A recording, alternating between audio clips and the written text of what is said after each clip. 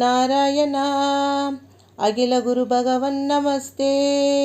சர்வத்ர கோவிந்த நாம சங்கீர்த்தனம். கோவிந்தா கோவிந்தா. ஸ்ரீமன் நாராயணீயம் 63வது தசகம். கோவர்த்தனகிரியை குடையாக கொண்டமை. மெய்ப்பொருள் அறிவோம். இந்திரன் சினங்கொண்டால் என்ன கவலை இல்லை. அந்தணர்கள் கருணையாலும் இம்மலையரசனான கோவர்த்தனகிரியின் அருளாலும் நமக்கு நிச்சயமாக நன்மையுண்டு என்று கோபர்களையெல்லாம் நம்பச் செய்து இந்திரனுடைய எண்ணத்தை அறிந்து இந்திரன் ஏன் இன்னும் வரவில்லை என்று சிந்தித்து அங்கேயே காத்திருந்தீர்களே முராரியே குருவாயூரப்பா. அப்பொழுது கோகுலத்திற்கு மேல் எங்கும் கருமேகங்கள் சூழ்ந்தன. அந்த மேகங்கள் பகவானது திருமேனியைப் போல் காணப்பட்டன. வானில் தொடர்ந்து உண்டான இடி முழக்கத்தால் அனைத்து திசைகளும் நடுங்கின. இவை அனைத்தையும் பகவான் பார்த்து கொண்டே இருக்கின்றார். எவராலும் வெல்லப்பட முடியாத பகவானே குருவாயூர் அப்பனே, பெரிய பெரிய ஆலங்கட்டியுடன் எங்கும் இடைவிடாது மழை கொட்டியது. அதனால் துன்பமடைந்த கோபர்கள் கிருஷ்ணா, நீலமணி வண்ணா, இந்திரனுடைய சினத்திலிருந்து எங்களை காப்பாற்று காப்பாற்று என்று அலற அவர்களது கூக்குரலை கேட்ட பகவான் பயப்படாதீர்கள் என்று அவர்களிடம் கூறினார். இந்த நம் கோகுலத்திற்கு பசு கூட்டங்களையும் நம்மையும் காப்பாற்றும் தெய்வம் இந்த கோவர்த்தன மலை மட்டும்தான். மலைகளுக்கு பகைவனான இந்திரனிடமிருந்து தோன்றும் நாசத்தை இந்த தெய்வம் நம்மை கட்டாயம் தடுக்கும். இதில் உங்களுக்கு ஏன் சந்தேகம் என்று சிரித்துக்கொண்டே கூறிய பகவான் குருவாயூரப்பன் கோவர்த்தன மலையை ஸ்ரீ கிருஷ்ண பரமாத்மா தன்னுடைய இளங்கைகளால் அடியோடு பிடுங்கி தூக்கினாராம். ஒரு பெரிய மலையையே சிறு குழந்தையான ஸ்ரீ கிருஷ்ண பரமாத்மா தன்னுடைய இளங்கைகளால் தூக்குவது என்பது எவ்வளவு அதிசயம்! சர்வத்ர கோவிந்த நாம சங்கீர்த்தனம். கோவிந்தா கோவிந்தா. அன்பு தோழிகளே, இந்த நாராயணீய கிரந்தத்தின் பொருளை உணரும் பொழுது ஒவ்வொரு நிமிடமும் உங்களுடைய மனது அந்த ஸ்ரீ கிருஷ்ண பரமாத்மாவுடனே சேர்ந்து பயணிக்க வேண்டும். அப்பொழுதுதான் அந்த நாராயணிய பட்டத்திரியின் எழுத்துக்களுக்கு உயிர் கொடுக்கும். அந்த நிமிடங்களில்தான் நமக்கு அப்பன் குருவாயூரப்பனின் அருள் நிறைந்து பரிபூர்ணமாக கிடைக்கும் வாய்ப்பு நமக்கு கிடைக்கும். மேலே தூக்கப்பட்ட மலையின் கீழ்ப்பகுதியிலே மணற்பாங்காகவும் மெதுவாகவும் பரவலாகவும் இருந்த இடத்திலே கோபர்களை பகவானது உடைமைகளுடனும் பசுக்களுடனும் பத்திரமாக இருங்கள் என்று தங்கச் செய்துவிட்டு பகவான் ஸ்ரீ கிருஷ்ண பரமாத்மா அவரது தாமரை கையால் மலையை தாங்கி நிற்கின்றார். மலை இருந்த இடத்திலே மேடாக இருந்ததால் மழை வெள்ளம் தொலைவிலேயே தடுக்கப்பட்டு விட்டதாம்.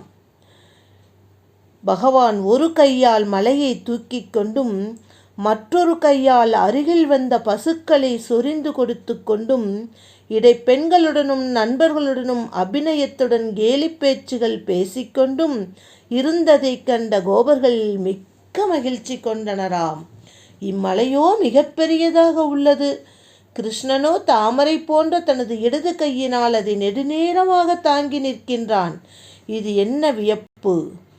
ஒரு கால் இது மலையின் மகிமையாக இருக்குமோ என்று கிருஷ்ணனை பார்த்து கோபர்கள் ஒருவருக்கொருவர் பேசிக்கொண்டனராம். ஏனென்றால் நமக்கு தெரிகிறது ஸ்ரீ கிருஷ்ணன் என்பவன் அங்கே ஒரு பரமாத்மா, அவர்தான் பகவான் குருவாயூரப்பர் என்று. ஆனால் அவருடனே நித்தம் வாழ்ந்து கொண்டிருக்கும் கோபர்களுக்கு அவர் ஒரு தெய்வ பிறவி, அவர்தான் அப்பன் குருவாயூரப்பன், பாம்பனையில் பள்ளி கொண்டிருக்கும் மகாவிஷ்ணு என்று உணர்வதற்கே ஸ்ரீ கிருஷ்ணபிரான் இடம் கொடுக்கவே இல்லை.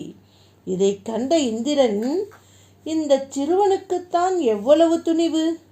இவன் கை சோர்வுற்று நிச்சயம் மலையை கீழே போட்டு விடுவான் என்று கர்வத்தால் நினைத்து பகவானிடத்திலே கிருஷ்ண பரமாத்மாவிடம் வெறுப்பு கொண்டு 7 நாட்கள் கடுமையாக மழை பெய்யச் செய்தான். அன்பு தோழிகளே, இது கதை இல்லை, இது நம்முடைய நாராயணிய கிரந்தம். இதில் கூறப்பட்டிருக்கும் ஒவ்வொரு செய்திகளும் நிதர்சனமானவை. 7 நாட்கள் கடுமையாக மழை தொடர்ந்து பெய்தால் அந்த மலையை தூக்கி கொண்டிருக்கும் ஸ்ரீ கிருஷ்ண பரமாத்மாவின் நிலையை எண்ணி பாருங்கள். அந்த மலைக்கு அடியிலே ஒதுங்கி இருக்கும் கோபியர்களும் பசு கூட்டங்களும் உயிர் ஜீவிகள் அனைத்துமே எவ்வளவு சிரமத்தை எதிர்கொண்டிருப்பார்கள் கற்பனை செய்து பாருங்கள். தேவதேவனே, பகவானே, 7 நாட்களும் நின்ற இடத்திலிருந்து ஒரு அடி கூட நகராது இருக்கையில் மழை வெள்ளம் கொட்டி தீர்ந்த மேகக்கூட்டங்கள் காற்றினால் விரட்டி அடிக்கப்பட்டன. அப்பொழுது வானவர் கோனான இந்திரன் பகவானிடம் பயந்து அந்த இடத்தை விட்டே ஓடிவிட்டானாம்.